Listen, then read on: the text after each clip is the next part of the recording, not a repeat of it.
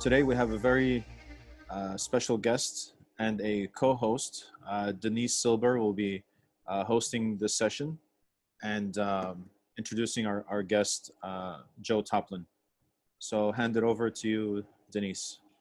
Thank you so much, Joe, and thank you to HAE for organizing this. So I'm a volunteer with HAE. I do a lot of the podcasts, and I have the great privilege of having been a classmate of Joe Toplyn, who is here today. So we're really looking for your questions, but I'm going to start by trying to capture everything about his life in one paragraph so that we can give a lot of time for the questions. The common theme here is humor.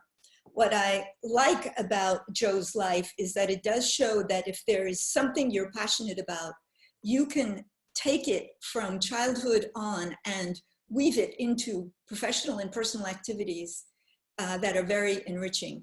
So Joe was a child who was perhaps a little bit rambunctious at times in the classroom, but also got great grades. And he went on to become an engineer at Harvard, undergraduate, and then did an MBA. And he didn't start in humor, but he got into humor one day when somebody who knew him from Lampoon days gave him an opportunity. And what I learned from Joe is the incredible match between entrepreneurship and show business. We always hear the word show business, but we never think of it as a business. So I'm going to ask Joe one first question. And after that question, I'm going to jump into his AI experience. So if somebody today, Joe, wants to get into show business, and they don't necessarily have a contact, they weren't at the Lampoon, and they're into the comedic side of it, and maybe there are people, I don't know if people want to raise their hand by pressing to say that, yep, that's me, I want to be something in the comedic world, I want to be a comedy writer. What would you say? There's one. Should they be buying your book and reading about late night comedy writing? Would that be the first step, or what would you suggest? Yes, not to be self-serving, but my book, Comedy Writing for Late Night TV, does tell you how to write short form comedy. And after you've figured out how to do that, it tells you how to use your material to maybe get a job as a professional comedy writer. So there is a book owner right there, Joy. Thank you, Joy.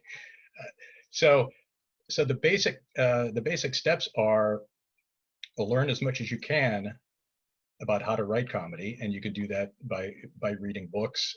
You can do that by watching a lot of comedy and analyzing it, and then start writing some of your own material. And the idea is you want a very compelling submission packet. If you're going to apply to late night TV shows, it's 8 or 10 pages of just really solid comedy material.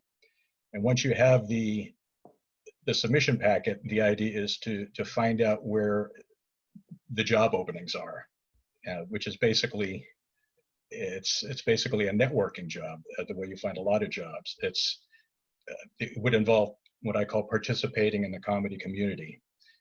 Take stand-up classes, do stand-up, take sketch writing classes or improv classes, and build your network of contacts within the comedy community, so that if somebody has an agent who says, oh, the Stephen Colbert show is reading material now, then you can say, oh, maybe I can submit my submission packet to Colbert and be considered there.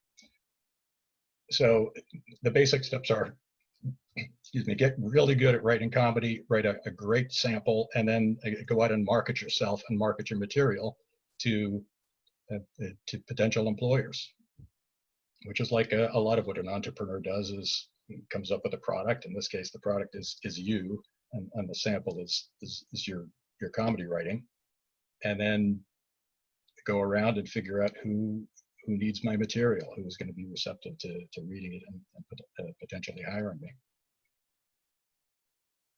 So one thing we had talked about in the podcast is the fact that the same ingredients of a product, that this is a difficulty, because I want to talk a lot about productizing comedy, because the people in the audience today are people interested in business. So what do we do about the fact that you could take the same ingredients and sometimes a show doesn't take off? Sometimes the product doesn't work. There's all you can do is what you can do. I've been on startup TV shows, new shows, where you're basically given a blank slate, except for maybe the host and the network and the time slot, and you have to create the whole thing as you would create any other product.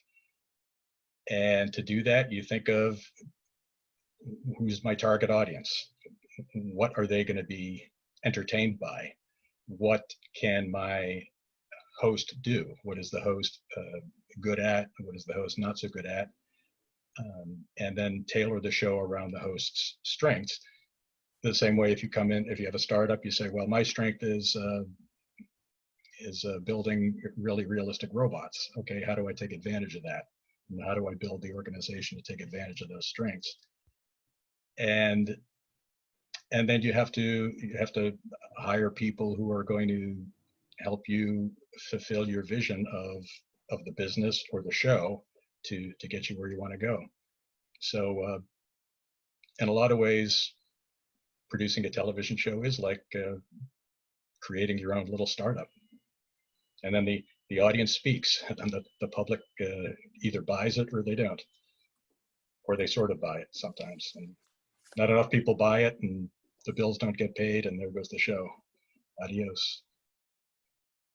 So running that thread of humor as a product that one can develop in so many different ways. You started out with comedy writing, there was producing, you went from late night to doing Monk, you taught, which led you to be able to write the book.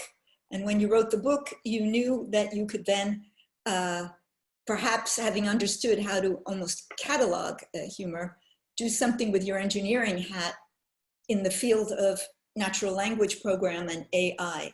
So let's talk about that. I find it mind-boggling that you could alone get a patent, create an AI startup that actually has a business model, and all based on the notion of creating humor, something that many people would say is not possible.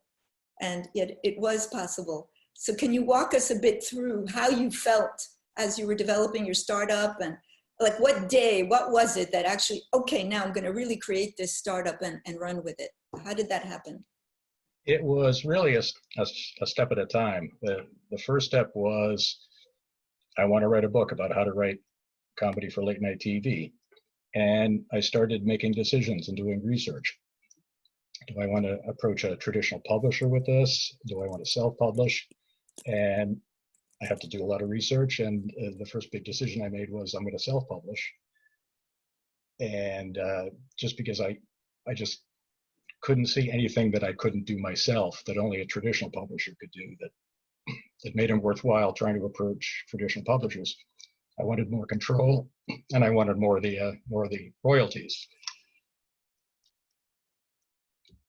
So then I decided, all right, what's the best way to self-publish? And I formed an LLC, 20 Lane Media, to be the official publisher. And part of that was I didn't want the inside of the book to say printed by, something that gave away that it was a self-published book right away.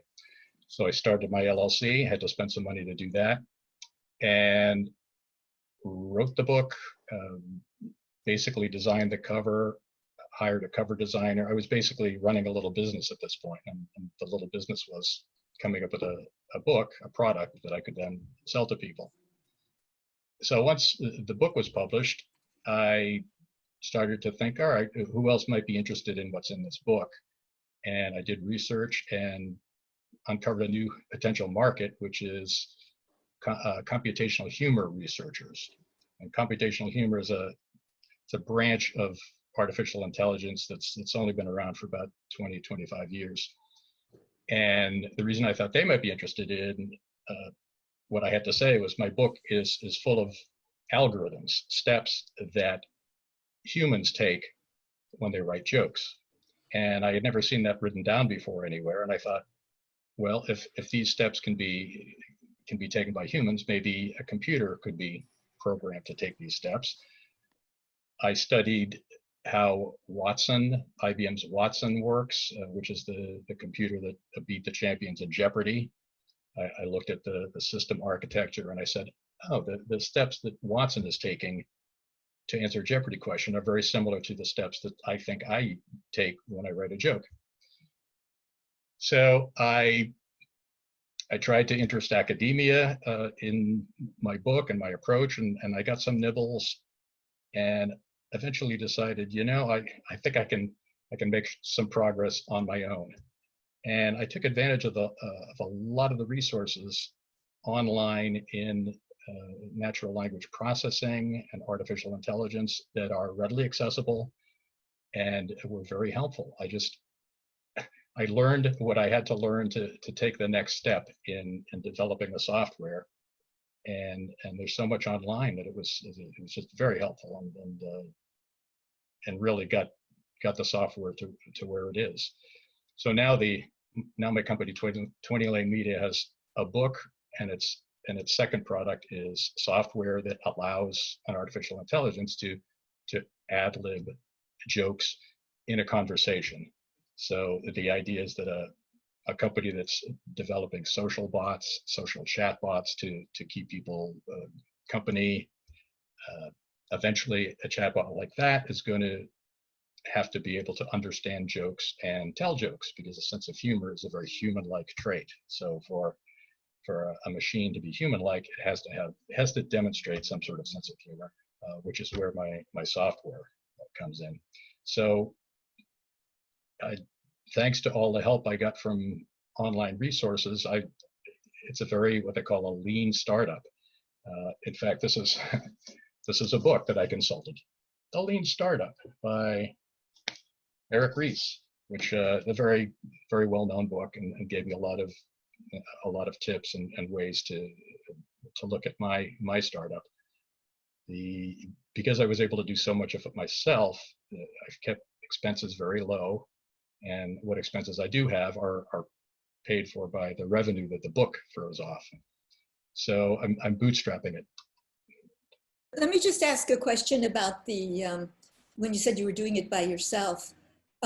Most of your career, none of your career was anything to do with actually engineering, computer work.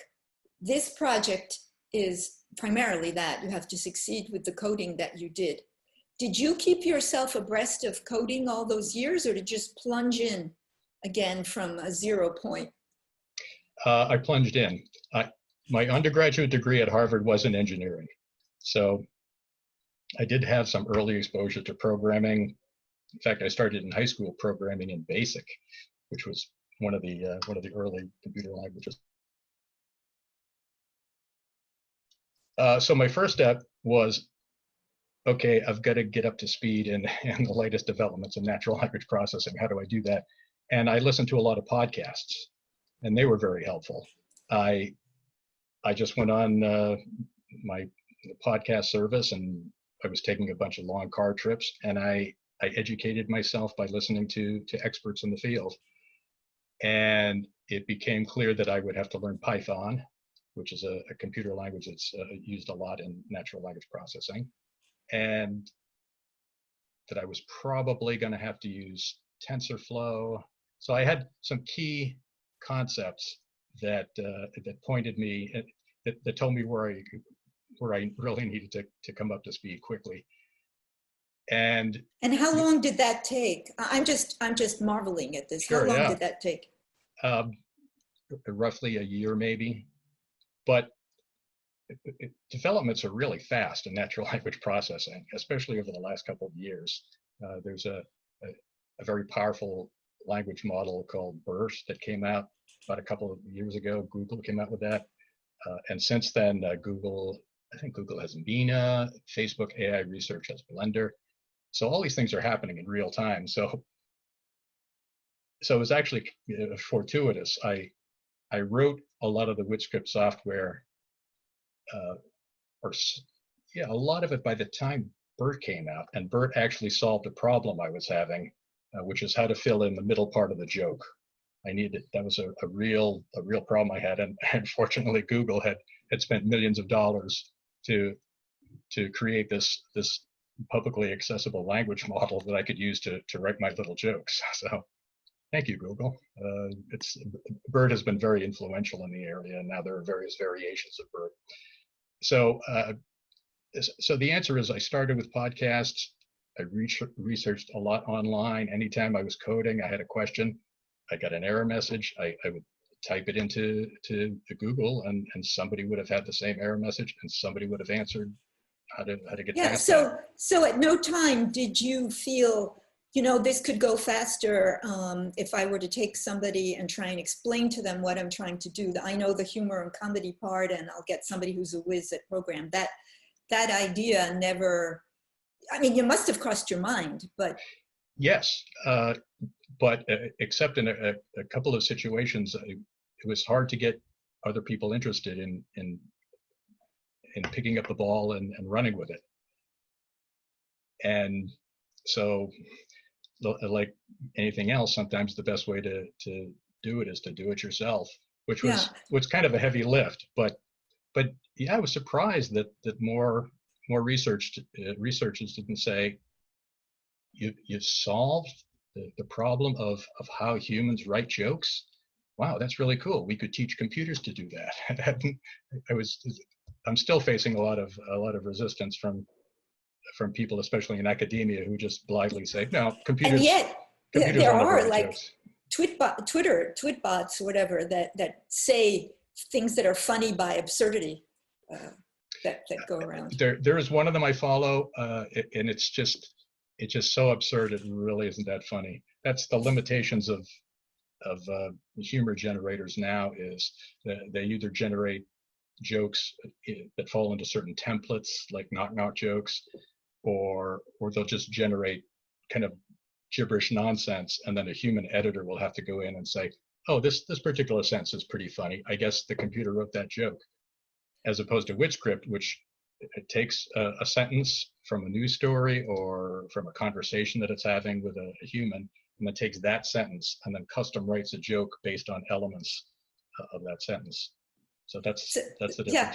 So we got a couple of questions. One that's related, which is Ali is asking, what are some of the podcasts you listen to, if you can recall the names, or what keywords you use to get them if you don't know the names? Oh, I'm sorry I left my phone out of the room. Otherwise, I would tell you. There's, I would say, use keywords: artificial intelligence, natural language processing. There's one I call digital digressions, I think, that I've listened to. I think with those 3 keywords, I think those will get you going. And what we can do is afterwards, if we have any more, we can post them somewhere that people can come back and find them. I'm sure HAE will know how to do it. And so that allows me a segue to the question from Joy, whom I bet you're going to connect with her afterwards through email. So Joy wants to know, this is the aspiring comic writer, I guess. What's the best way to submit if you don't have a contact? Do you contact the show's head writer or go through an agent? If you have an agent, I would say, yes, go through your agent. And agents are useful because they tend to find out who's reading submissions. I've talked to other writers who have talked to writers who have agents, and that's kind of how a lot of them find out that somebody's reading. In fact, I got an email just the other day from a woman who said she has an opportunity to submit to Colbert, and would I read her submission? And I told her I didn't have time. I didn't ask her how she found out about that. But if people do it lots of different ways. I think the Daily Show used to take submissions, and you had to get a special email address to send them to, and that was hard information to get, but the email address got around, and then people started to just send their material in. So late night shows in particular, or any shows, unfortunately there's no like job board. Although lately the Writers Guild has been doing a little bit more of that, listing opportunities, because there's a a job thing going on with the talent agencies, the literary agencies, and the Writers Guild. And the Writers Guild is saying, all right, we can help our writers more than we have been about finding out how to submit material. But short of joining the Writers Guild and doing that, it's again, it's a matter of networking, being a part of the comedy community, and being among people who are trading information. And also another benefit of being in a comedy community is you have people who can read your material and give you free feedback. You read their stuff, you give comments on their stuff, they give comments on your stuff, and it's like a product. You're testing your material with a target audience, with a trial audience. You're product improving, and eventually, if it gets to the point where you have, to quote the lean startup, once you have the minimum viable product, then you take it out and try to sell it. Actually, now that I say that, if you're approaching a show with your material, it should be much more than your minimum viable product. You show your minimum viable product to your fellow writers to get their comments. But if you're submitting a packet, it should be like as good as you can possibly make it, because maybe the first page will get read, maybe the second page if it's good, but unless it's good all the way through, it'll just get tossed on the this is leading me. I wanted to go back to AI, but I got to ask a follow-up to that. And this would apply to anything. Comedy writers accuse comedy writers of stealing their material, just as any kind of startup worries about the protection of its intellectual property. So what do you've just told her what seems normal, that she should go and try her stuff out. But I don't know, what if there's a persona you invent and that persona gets taken from you? I'm sure that happens all the time. What's your comment on this? You mean, what if somebody else steals your material? Yeah, because you just informally presented it. They changed Right. the tiniest thing. You said that was a person with one blue eye and one green eye, and they make it a person who has half a head that's blonde and whatever. Yes, it's a concern. I would only show my material to trusted friends who aren't going to do that. As far as sending your material into a show, they aren't going to steal your material because they have writers on staff who are paid to write, and it just wouldn't be worth it to them to be accused of stealing jokes by a freelance writer. And it has happened to shows. A little known fact that occasionally rears its head is that writers writing jokes about the news use the same techniques to write about pretty much the same stories every day if you're writing topical comedy. So just the laws of probability mean that a lot of writers are going to write pretty much the same jokes every day, and it could be writers all around the world. I've worked on shows where freelance jokes were read that were similar to jokes that were written by staff writers, and the host would say, all right, pay the freelance writer, just to avoid being accused of thievery, even though the jokes were written independently by the staff and the freelance writer. So yes, before you send your material out to a show, then make sure people you're showing it to are people you trust, who aren't going to just copy and paste it into their own submission. So to pursue this notion of protection of property, this enables me to segue back to the AI startup and getting the patent. I know that it was a big deal the day that you actually received the patent. Yeah. Yeah, for you. You were very excited about it. So then there are other people who say patent, schmatten, what is this patent going to give you, and how did you do your best? Was this your first submission? How did you make it through the process, and what's it going to bring you? I did a lot of research about patents. Are they necessary? And I decided that I would like to get a patent to cover my work. Actually, the specific reason I got the patent, the scales were tipped by, I have another book to show you. One Simple Idea by Stephen Key. And his book is basically about how you get an idea for an invention, you file a provisional patent application, which doesn't cost a lot of money, and then you spend the next year reaching out to companies and trying to license your invention. So the fact that you have a provisional patent application protects you when you have these meetings. So I was going to have a meeting with a very large company, and I was going to tell them about my invention. And then I thought, well, more than just signing a non-disclosure agreement, they signed a non-disclosure agreement, and I did a lot of research about those. I would really like to be covered by having a provisional patent application filed, just in case. Of course, even if you have a patent, it could be that a company could just start using your invention and then say, all right, sue me. And then you're up against one of these huge AI companies and you have no money and they're going to win. But at least you have the patent and you have a case. So my first decision was, yes, I want to have a patent application on file because I'm going to start having meetings. My second question was, all right, how do I do that? I did some research online, and silly me, I didn't at first realize that the U.S. Patent and Trademark Office is a federal agency.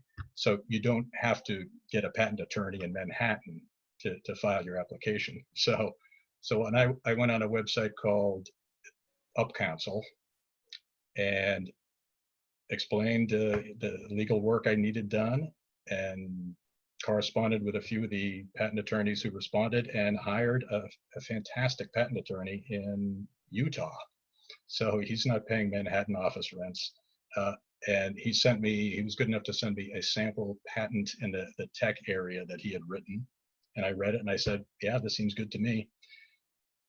I talked to people and I found out that software patents have been tricky to get since there was a Supreme Court decision. I think it's the Alice decision, which it kind of shook up the patent software industry and made attorneys realize, oh, we have to write these patents a little differently now. My attorney, my patent lawyer, knew how to do that. This is another hat I put on. I wrote a lot of a draft of the first patent application, the provisional application, and gave it to him. He made it better. He plugged in some holes, and that became my first application. And then I was able to have my meetings and have a little reassurance that I at least had a patent application on file. Then I tried to market the thing for about a year and decided, all right, I'm feeling a little traction. I'll file for the final non-provisional application, which I did. And that's what came through a few months ago. So the whole process, from getting in touch with a patent attorney to actually holding a patent in my hands was 2.5 years. And I have to say that wouldn't apply to everybody because the patent office has a special program for people of a certain age. And I guess they're thinking, oh, well, that inventor's so old that he's not going to be around long enough to enjoy his patent unless we speed this up. So you can get on a fast track if you're my age, which I took full advantage of. So that's why I was able to get it relatively quickly. So we have a great question from Peter Spitzer, who would like you to really go into depth about how this works and give us even a sample of some jokes that would have been created. That's a great question. I have some notes here. Let's see. And I can throw in another question from Ethan, which is on your presentation poster. It says you use 37,000 suitable jokes. How do you define suitable for the purposes of building training data? That would be part of the question. Another good question. The 37,000 jokes are what I used to fine-tune BERT.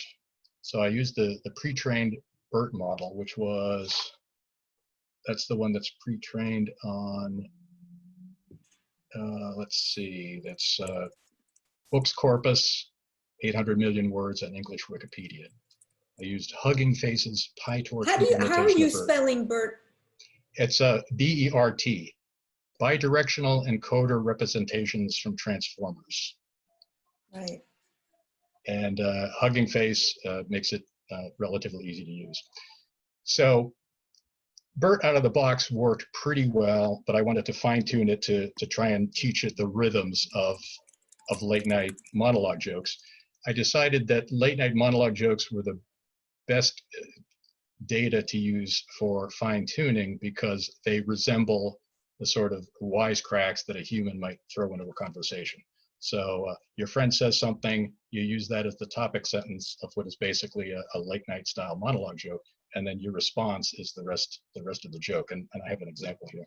So the 37,000 jokes, I scraped them off the internet, and they are from late night monologues. So how did you scrape them? Because a lot of those monologues are video.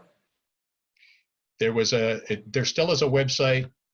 It's a part of newsmax.com. They used to every night, newsmax.com used to sample from about 10 or 12 jokes from all the late night talk shows, and they would put them on their website. They have extensive archives still, but they stopped archiving jokes and listing jokes a couple of years ago. So I supplemented those with other jokes. I just looked up topical jokes and found a few other sources and put them all together. That came out to about 41,000 jokes, but some of them were too long, some of them were too short. So I filtered them to get nice jokes that were about the right length. Did you filter them mathematically? You gave it a rule? It was just basically length. Anything over, I forget, I specified a word length, and I thought anything longer than that was going to be too long, and anything shorter than a minimum was going to be was probably a follow-up joke. It would not be a complete joke with the topic, and so it's probably not usable. So you fed it these 37,000 jokes. That was the first step? There's a process for fine-tuning BERT, and I forget where I read the process online, but I just followed that. I took the BERT model and then kept training it on this additional data for, I think it was only one epoch. It didn't take a lot, and then eventually performance started to dive very quickly. So I took the version, I think I only fine-tuned it for one epoch on this data, and then said, all right, here's my new and improved joke-tuned version of BERT, and that's what I used to write the middle of the joke. And so is there more that we should know about the process? Well, let me give you a sample joke. Yeah. This is a joke that was written by WitScript. The topic I gave it was TGI Fridays was fined $500,000 for serving cheap booze. Okay, so that's something your friend might say in a conversation. In this case, it was the topic of a joke that I wrote. But okay, there's the topic. TGI Fridays was fined $500,000 for serving cheap booze. Okay, what WitScript does is for each topic keyword, it generates a list of associations, which are words that are the most similar in a relevant vector space. So WitScript looks at the sentence, TGI Fridays was fined $500,000 for serving cheap booze, and through certain rules, it decides that the most interesting words are TGI Fridays and booze. Those are the words those are the nouns, noun chunks, or named entities that are the least likely to appear together in a sentence. So the fact that they are together in this sentence means that they are more likely to be useful in basing a joke on them. So it pulls out TGI Fridays. It uses word2vec to measure the similarity. Word2vec, it takes words, it associates. How do you spell that? WORD, the digit 2, and then VEC. Word, probably short for word vectors. Mm-hmm. So once it has the handles, it uses word2vec to generate associations, which are words that are associated with each of the handles. In this case, TGI Fridays, a word2vec generated a list that included Applebee's, Dunkin' Donuts, Olive Garden, Red Lobster. And for the handle booze, it generated alcohol, drunken, liquor, beer, and I set a cutoff. I take the top 50 associations. And so those are possible associations that it's going to link to create a punchline. Then what it does is it creates a punchline by using wordplay to link an association from one of the lists with an association from the other list. So in this case, TGI Fridays, one of the associations is Dunkin' Donuts. And one of the associations of booze is drunken. So it tries all the different matching of the associations, and it finds a match between Dunkin' Donuts and the word drunken. So then what it does is it uses the fine-tuned version of BERT to fill in the blank between the topic sentence and the punchline with natural-sounding bridge words, or uses a pre-written template. So the punchline is Drunken Donuts. It takes Dunkin' out of Dunkin' Donuts and substitutes the wordplay drunken. So what it says is, all right, I have to write language that bridges between the topic and the two words Drunken Donuts. So BERT generates the word not. That's what it does. So the final joke is you put all the elements together. Oh, and one final step is the program adds pre-written filler words just to make the output sound more natural. And also the bridge words to connect the topic and the punchlines. The final joke is the user says, TGI Fridays was fined $500,000 for serving cheap booze. WitchScript says, TGI Fridays booze? Yep, not Drunken Donuts. TGI Fridays booze? Yep, not Drunken Donuts. Okay, so a few other jokes that WitchScript wrote.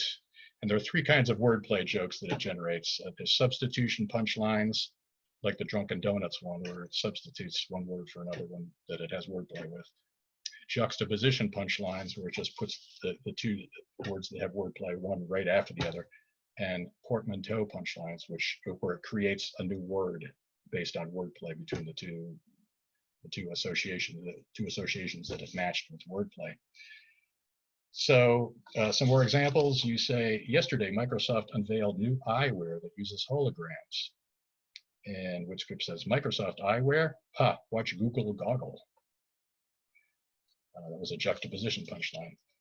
Here's a portmanteau punchline. This is the 25th anniversary of the Blue Man Group.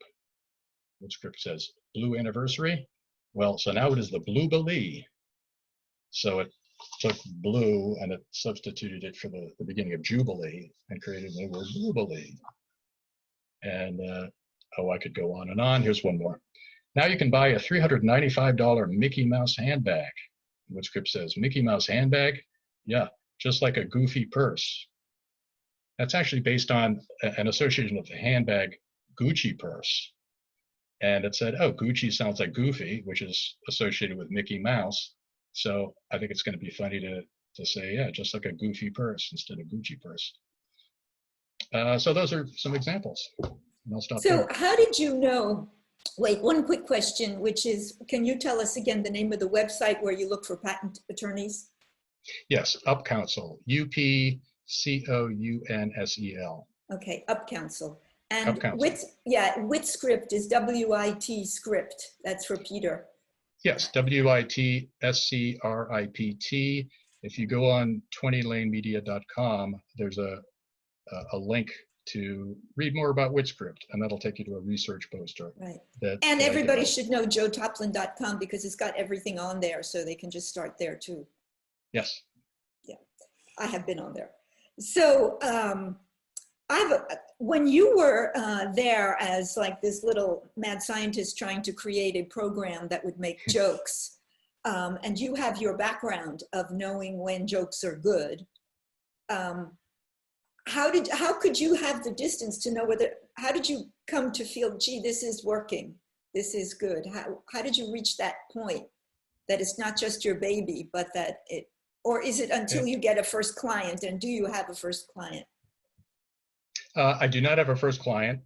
I'm still in the marketing process, doing various things to get the word out that the invention exists.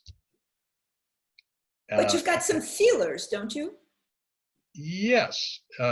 In fact, Because otherwise, like, we're going to have half the people check. Oh, he doesn't have a client. Bye. I definitely have some feelers. I'm talking with the usual suspects in the field of artificial intelligence and open domain chat. And in the meantime, I'm just making the program better. One area I'm working on is there a better way to generate associations that are more pop culture-y and just to up my hit rate? Because sometimes Word2Vec will come out with, because it's trained on I believe it's trained on Google News. So when you say Arnold Schwarzenegger to Word2Vec, you'll get a lot of associations that are the names of other governors. And so it was trained in the time when Arnold Schwarzenegger was the governor of California. And so any reference to him in the news tended to be about governors, as opposed to the Terminator or I'll be back, or one of those fun associations that more people think of when they think of Arnold Schwarzenegger. So, and how did I realize that the thing was working? When I started chuckling at what it came out with. I said, wow, that is something I wasn't expecting. Like, I gave it a topic about 7 new cases of measles were linked to Disneyland, and I made a connection between Disney and dengue, meaning dengue fever. I said, whoa. So from there, I think it's a short step to outputting a joke like, oh, next I'll be calling it dengue land or something like that. Right. So Peter still has another question. You call this wit script, and he's noting that it's wit, that it's plays on words. There are many other forms of humor. Obviously, you're not going to create a robot that throws pies in people's face, but had you considered other, I mean, you could, had you considered other forms of humor besides plays on word? Yes, I haven't considered physical comedy, although that's, if you have a robot, that's certainly something. It could throw the pie. You could do that now. You could hit itself in the face with a pie and you'd probably get a laugh. But yes, my book, Comedy Writing for Late Night TV, has what I call 6 punchline makers. And wit script deals with, I believe it's number 4, which is punchline maker number 4 is link to basically find an association in the topic that is based on wordplay. But there are 5 other ways to write short verbal jokes. And only one of them right now is accessible by current artificial intelligence tools, which is the wordplay joke. But as artificial general intelligence progresses, and that's a huge goal of many researchers in AI, is how do you get an AI to reason like a human being, to just draw on what they call world knowledge. If I have a teacup in my hand and I drop it, it's going to fall on the floor. It'll probably break. It's very hard to get an AI to know that and to be able to incorporate it in conversation. But as AGI research progresses and advances, then more of the punchline makers will be accessible to AI. The punchline makers are a roadmap to what computers have to do to be as funny as humans. One of the punchline makers is just link to associations of the topic in a way that doesn't necessarily include wordplay, but it involves a common sense, something that people know. Well, if an AI gets to the point where it can make that connection, it'll start writing those jokes too. So 2 related questions. One person is asking, can you give wit script a word as opposed to a headline and get a list of associations? And the other one is, could we take it out of comedy and apply it to generating dramatic dialogue or plots? Because, I mean, you could scrape for plots. I mean, we require a whole new set of categories and languages. And so are you, I think that you, with your whole life in humor, you're sticking to this, but do you think it could do other things? The first question about putting in a word, that's something that Word2Vec can do. If you just go on Google and type in Word2Vec demo, there's a website where you can put in a word and it will list the top 10, 20, 100 associations that Word2Vec comes up with. You can get it in Finnish too, the language of Finland, but you have to drop down and say, no, do it in English. And so you can just try it out. And there are, I don't know if they're online, but there are other ways to do associations that I've tried. I've tried GLOVE, Global Vectors. I've tried FastText. I've tried something called Wikipedia 2Vec. And I just tried, natural language processing researchers have an odd sense of humor, and they've taken some of them to making little references to Benedict Cumberbatch, the actor. So there's a model for associations called Concept Net Number Batch, and I just tried that and didn't find that it worked any better than the Word2Vec. But those will all allow you to put in a word and then see what associations come out of the model. As far as storytelling, there's a lot of formulaic rules involved in storytelling too. As someone who's written sitcoms and 1-hour shows and read a lot of books, that's again something I recommend to anybody learning a new subject, is just read as much as you can about it, because you'll save a lot of time. And experts have taken time to write down what they know in books. So I've read books about how to write movies and how to write 1 hour, how to write sitcoms, and there are rules to that too. And I believe there's active research going on in the area of storytelling. There are researchers that are they'll try to answer the question of, if we give a computer 4 lines in the story, will it be able to pick the 5th line that best completes the story out of a choice of 5 or 6? And that's an active area of research, but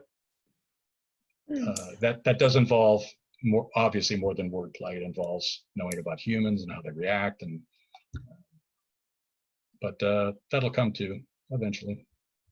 What I think could be a quicker question is there an openness among writers to use tools in the writing process? Have you thought of marketing this as a tool to give people guidance rather than delivering a polished joke?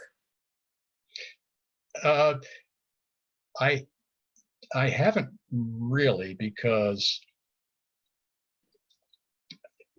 I guess my best advice is, if you're a writer of especially short form comedy, the best thing you can do is just read my book and then try putting the algorithms to work on your own. I think I guess where I come down is, it could be a tool, but in order to make it a tool, I would have to concentrate on that. I would have to develop it as an app. I'd have to make it publicly available on a website or something, and that would take a lot of time and some money. I'd have to spend time tending to the website, marketing the app, and that's not where my main target is a tool for comedy writers. I don't think that's a very large market, and I'm not sure that what comes out of the program at this point is going to be as useful as just a talented writer reading my book and watching a lot of television comedy and saying, okay, let me see if I can do that myself. Right. I'm going to ask you 2 things that are related. One is, was there a point in time where you realized how formulaic humor is? Can you remember when you started thinking that? And is the product that you created your own algorithm, or is it somehow based on BERT and that you then retrained? There's a series of algorithms that go into WitScript, and they're all based on the steps in my book. Finding out the topic keywords, my book calls them topic keywords, associating, linking associations, maybe using wordplay, maybe using common sense reasoning. The WitScript, the implementation of that, uses a bunch of natural language processing tools like Word2Vec, named entity extraction, part of speech tagging, tokenization, stemming. If you listen to podcasts and do research in NLP, they'll see these terms over and over again. BERT, the only thing I use BERT for is filling in the middle of the joke. It's Bert solves the question of how do I logically and naturally connect this topic sentence to drunken donuts, which it's a challenge sometimes even for human writers to come up with a good angle that will guide the audience to the punchline so that the punchline can surprise them and get a laugh. So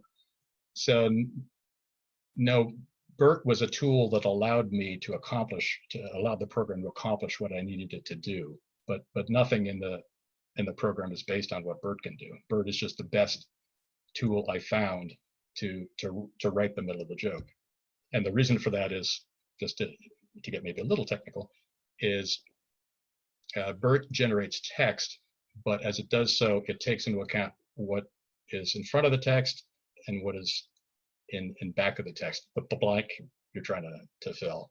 Other text generators, you give it a sentence and it'll just go on and on and on and come up with text that is, yeah, it's kind of logical, but I wanted a text generator that would stop on drunken donuts, which means it was a gap filling task, and Bert was, I found right now, the best able to do that, because that's what Bert was designed to do. It was designed to fill in masked blanks in text. That's how it was trained.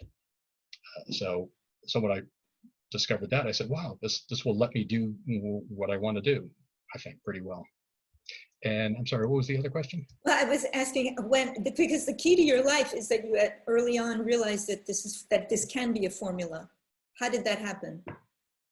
That, I think, started pretty early on in my first late night TV writing job on Late Night with David Letterman. It was probably around the time the top 10 lists were first created. And the top 10 list is a joke with 10 punchlines. And so the more I wrote top 10 lists, the more I started to see patterns of how I could write the top 10 list jokes. And some of them were take a slogan for a commercial product, take out a word, and plug in another word that relates to the subject of the top 10 list, for example, is one technique. I also started to do things like, at the time, this is actually more on when I was on The Late Show, which was the CBS version of the show, but we would make a lot of jokes about Michael Jackson and President Clinton. And we were going to those subjects for comedy so often that I thought it would save time to actually write down associations. So anytime President Clinton did something that got him in the news, something about Monica Lewinsky or some reference to a cigar or something like that, I would take out my President Clinton list and write cigar on it. Anytime Michael Jackson did something, the sequined glove, the surgical mask, Bubbles the chimp, all those would go on the Michael Jackson list. So anytime I had a top 10 list, for example, top 10 Michael Jackson pickup lines, I would just take standard pickup lines, take out a word, and substitute a Michael Jackson reference. So the more that I did, the more I realized, oh, okay, there are techniques here, and that eventually stayed with me when I started teaching how to write, teaching other people. This really is the merger of the two sides of your brain that we've talked about in the past, the engineer and the person who's interested in comedy. So somebody was asking about quality, like what are the challenges you're working on currently? How do you know what you need to fix? Are people giving you feedback? How do you know what you need to fix, and how are you trying to fix things, and what are you working on technically to improve? I was talking to somebody about, do I want to make WitScript publicly available and let people try it out online, because people are kind of curious about it. And one of the reasons to do that is to get feedback from people. It's the concept, I guess, of a minimum viable product. You put it out there, you get feedback, you use the feedback to improve the product, you put it out there again. But I decided that the best person to decide, I thought the feedback I would get was, the jokes aren't funny enough, which I already know. And I've been a head writer for these late night shows. I know pretty well when a joke is funny, and when it's not funny, I know pretty well why it's not funny and how to fix it if it's fixable. Give me an example of what you could know as to why it's not funny. Well, for example, sometimes WitScript will come out with a perfectly logical wordplay joke, but it'll be based on, if the joke is about golf, if that's one of the topic keywords, somewhere in Word2Vec's list of associations, it will have the name of this obscure golfer from who happened to be in a bunch of news items back when the model was trained, and so WitScript will happily produce this wordplay with a reference to a golfer that I've never heard of, and so I have it printing out the associations, and I'll say, oh, okay, that's a good joke, that's good wordplay, but nobody's ever going to understand who that golfer is, and that's sometimes a reason that jokes don't work. Human-written jokes don't work is they're based on an assumption that the audience knows something about the world that only you know, or that not enough people know. So when WitScript makes that mistake, I say, all right, I've got to get WitScript to base these jokes on associations that real people will make more often, and that's the area that I'm currently concentrating in most is how do I do better than WordScript, maybe word vectors? How do I fix Word2Vec? I said WordScript, I meant Word2Vec. How do I do better than that to come up with associations that when I say Arnold Schwarzenegger, you think of certain things. How do I get a computer to think of those same things? And it's hard. Yeah. I have not found any solutions online yet, so I'm kind of blazing my own trail here. But so you pre-programmed your invention to think along the lines of the categories that you came up with, like the top 10 or the 6 kinds of punchlines or whatever it is. But somebody's asking a question that happens in every AI area. Could your AI identify types of jokes that people didn't realize up until now, and sort of give you an edge on being funny? Could it come up with a new kind of joke, or is it the way you programmed it? Maybe that's not possible. A new kind of joke. That's fascinating. Or a different one. Yeah, it does find, AI finds correlations that we don't see. Oh yeah, Disney and dengue. I would have never thought to associate Disneyland with dengue fever, but WitScript did, and the fact that was surprising. Surprise is an element of how you get a laugh. In fact, the theory in my book that I base a lot of these algorithms on is, I call it the surprise theory of laughter, and it says that we laugh when we're surprised that an incongruity turns out to be harmless. So you get to the end of the joke, you hear Drunken Donuts, you say to yourself, wait a second, it's Dunkin' Donuts. And you realize, oh, no, wait, this incongruity is harmless. It's just drunken because the joke started talking about TGI Fridays and booze. So it makes sense, it's harmless, surprise, you laugh. So yeah, I think WitScript can come up with these surprising associations that I never would have come up with, that will still get a chuckle out of me, and it has done that. Right. Also, John is asking if you could submit a fully written joke and then have the software classify it as a type so that you can create an index. But I think that's what it's sort of what you do, is you scrubbed in all these fully written jokes. I'm not sure the answer. I can read it again. Submit a fully sure. written joke and have the software classify it as a type so that you can create an index. But isn't that what is happening? Okay. That's technically possible. The question seems to be about, can a version of WitScript be created that recognizes jokes in addition to just generating jokes? And yes, I think that is possible. You basically reverse the steps that WitScript takes to generate a joke, and you would, whatever the program gets as input, it would say, all right, let's look at the last few words. Do any of these words have any association with the topic keywords at the beginning of the sentence? Is there any wordplay here? And then basically using the inverse of the algorithm, you could recognize jokes and classify them. If it were a substitution type wordplay joke, you'd say, okay, that's easily doable. Yeah. And Peter, a lot of questions. Could you use Wikipedia to have the latest references to everything? Because it's true, within minutes of somebody dying, it's in Wikipedia. Yes, but Wikipedia is not weighted by the things that people think of.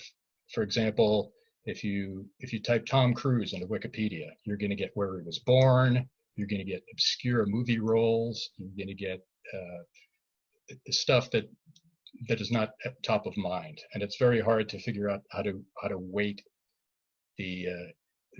what you'll find in Wikipedia or in a knowledge graph to weight that by how top of mind it is when people say a topic.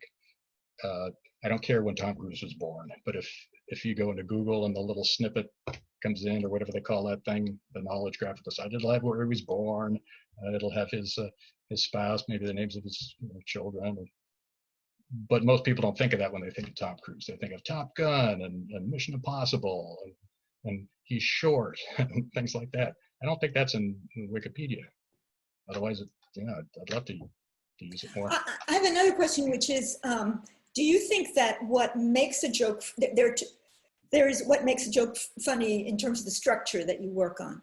Then you said there's what people think of. But in the same way that, for example, scenes in movies have totally changed. You wouldn't film a movie now as you did in the Humphrey Bogart days. Do you think that the structure itself of jokes over time is evolving? And will you be keeping up with that?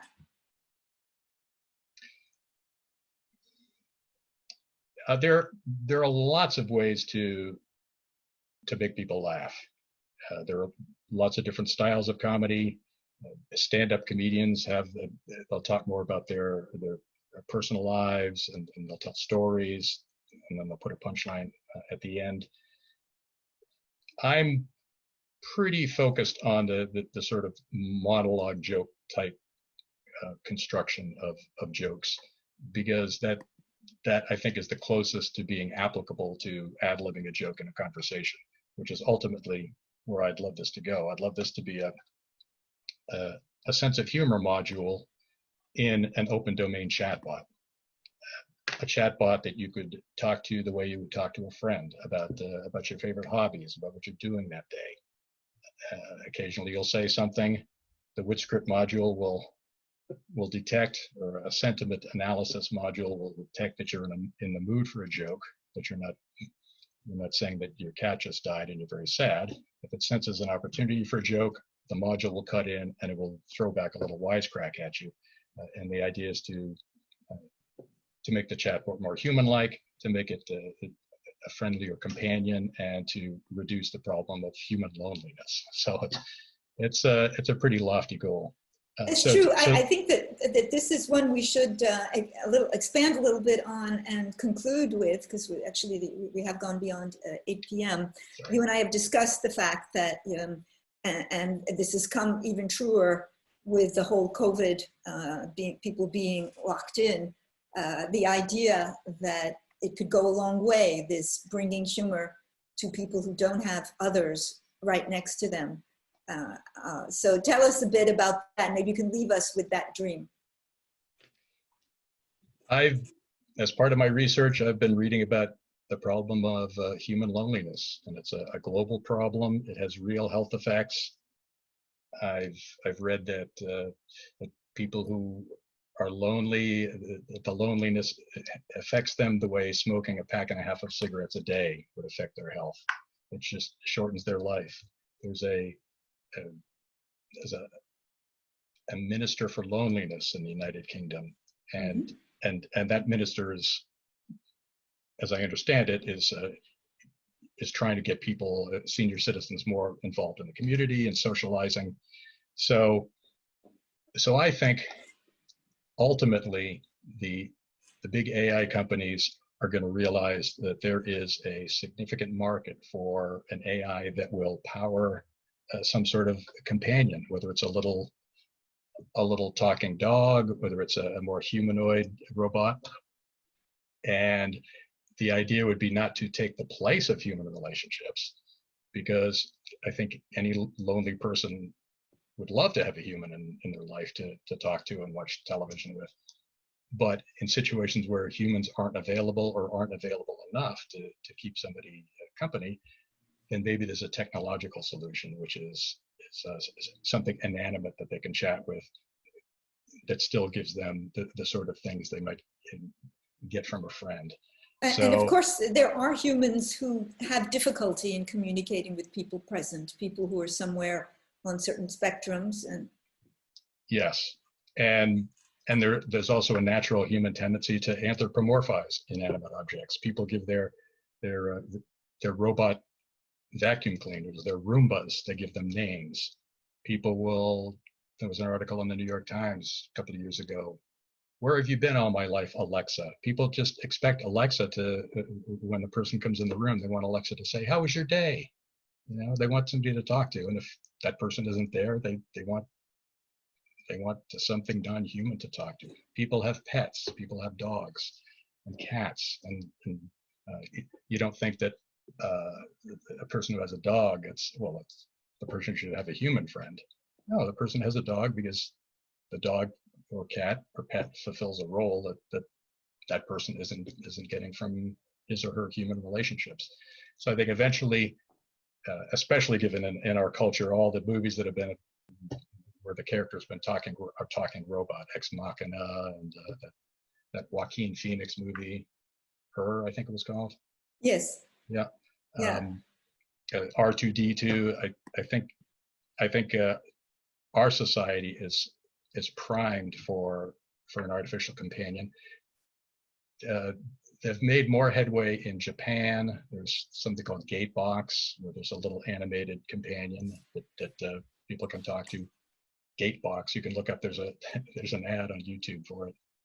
Xiaoice is a chatbot that's very popular in China, and people have proposed marriage to it. People say, "Oh, I'm in love with you, Xiaoice," and it's just a very elaborate artificial intelligence chatbot. So I think eventually that concept will, people become more comfortable with it in other societies, and there will be a need for a sense of humor, for that device to have a sense of humor, and I think my invention shows the way to supply that. One final question here is, what about data and content repository and privacy, I guess, in relation to what you've just been talking about, if there is a dialogue between a real person and this mechanized person, how is the same as with Alexa? How do we keep our privacy? Yeah, I think people have the same issues with Alexa. They want to know, right, does this information stay locally inside the Alexa, the Echo on my shelf? Oh, I have to make sure mine doesn't turn on when I say her name. Or does this go to a server where it's used to train Alexa to talk better?